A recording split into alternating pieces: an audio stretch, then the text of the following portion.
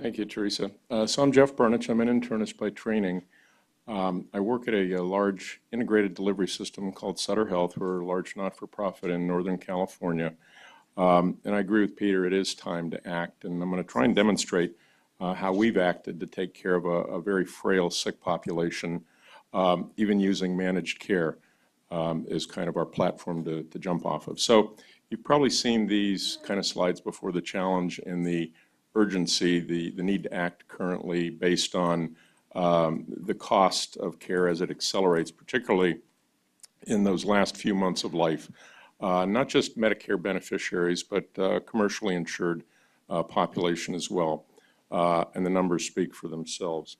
I'm going to talk about structure, process, and outcomes today from the standpoint of where we've been, where we're going, and what we're going to do differently in the future. So I practiced in a day where I actually took care of patients in the hospital as an internist.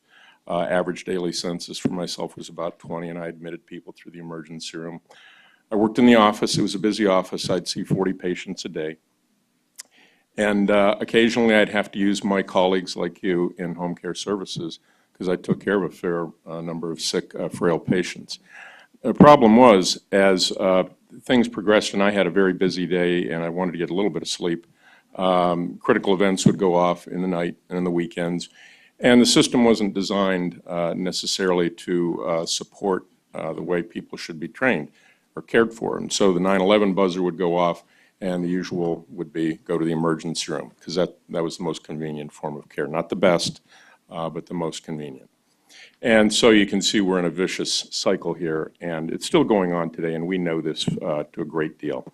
But there is a place to act and great opportunity to move from system fragmentation. You can see this is pretty fragmented. In fact, it's fairly siloed to a system of integration.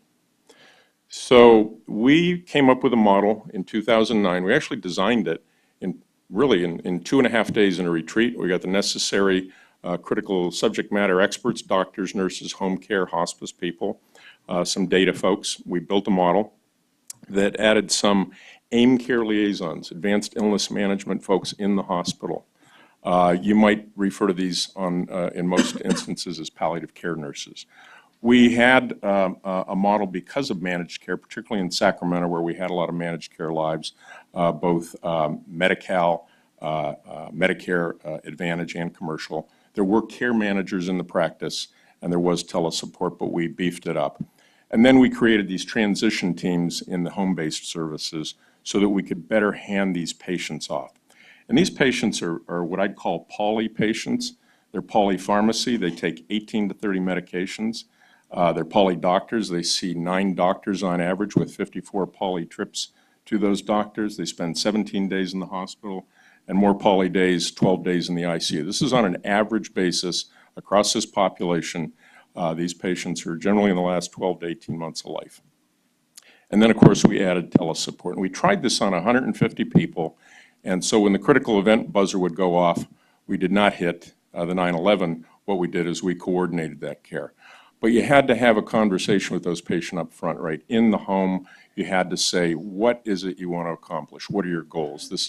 It's goal-based. It's also condition-based in terms of not everybody gets into the program. They really have to be the frail and the sickest. And so let me take you through, if I can get this, there we go. I hope you can see this okay. So there is a continuum from referral, and the referrals come from hospital, doctor's office, even from skilled nursing facilities. As the leader of the 5,000 physicians across 19 counties, that was the real critical aha moment, was to get the doctors involved, because 40% of the referrals come right out of their practices. Without their support, this program wouldn't be where it's at today, despite the good care by our home care partners. Now you can see the advanced illness home care model is in place in terms of having RN care coordinators and social worker, but we had to add the AIM transitions and the AIM telesupport so that when critical events occurred, we could cycle them back. One important piece here is, and I think somebody asked it before about being on a common EHR, we are on a single instance of Epic across 2,700 of our foundation physicians, 400 of our independents. Unfortunately, our home care nurses have to document in a separate database, and then they have to dual document in Epic, because Epic doesn't have a hospice platform, but when they do, we'll probably convert.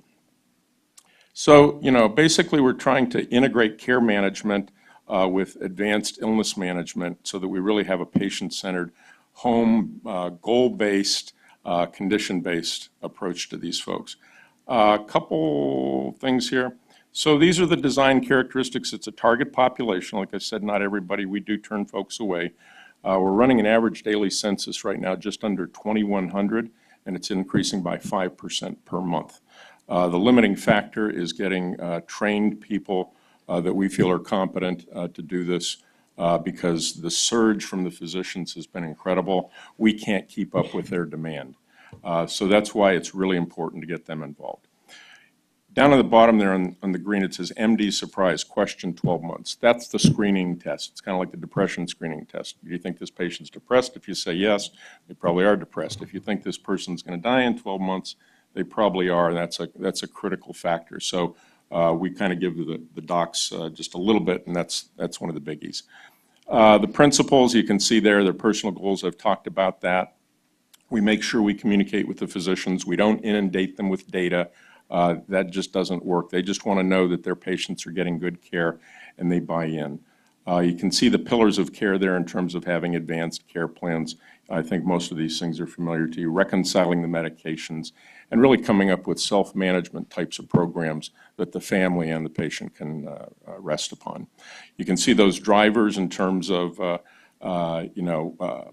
predictable physician communication, which I've talked about, and a couple other things there. What I want to get to is the results. We were awarded a CMMI grant in July of 12 for the pilot work we had. We got our business plan approved in September of 2012, and we've continually gotten our annual budgets approved by CMS. We'll be presenting all of this at CMS at the end of October. The reduction, and these are pre and post 90 days, the patient before they entered the program and 90 days after they entered the program. We also do this at the 180 level, but some of our counties in the 15 counties aren't as mature, so this is kind of an average, and you can see those reductions. The biggest one, I think, is in the ICU days because there is an enormous amount of cost savings there. Now, what's really interesting, if you're a hospital executive, you're thinking, I don't want these people not in my hospital beds because that's contribution margin. What we found out, though, is it blows through the contribution margin about day 9 or 10, so it's all negative income. When you can get the CFO and the COO of the hospital to understand, by actually keeping these people at home, they're making more money, i.e. less negative income, it's the same thing as more money, then they start to buy into this and they're not so upset that you're keeping people out of their beds.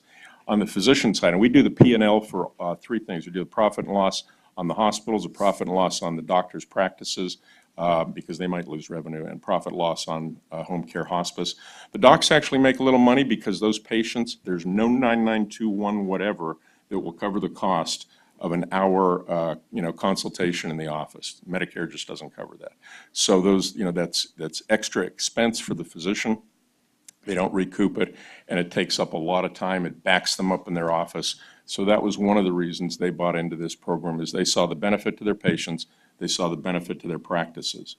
And so here are the dollars. I'll just try and cut through this. And the reason I have to present these slides, these are CMS approved slides. Anything we do under the grant has to be sanctioned by them. We are on average saving the federal government or whoever is taking the risk $11,000 per beneficiary per year. Okay? We committed to 10,800 patients over the 3 years. We got $13 million in the CMMI grant. We put in $26 million in like costs, and we said we'd save $29 million. We're on track to save $118 million over those 10,000 patients. Now, one of the reasons that this got fueled in our organization is we do have a lot of capitation. We have 350,000 commercially capped lives.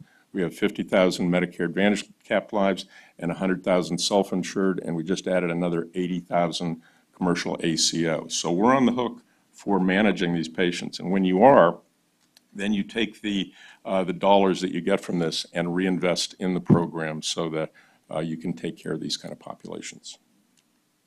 So the time is to act.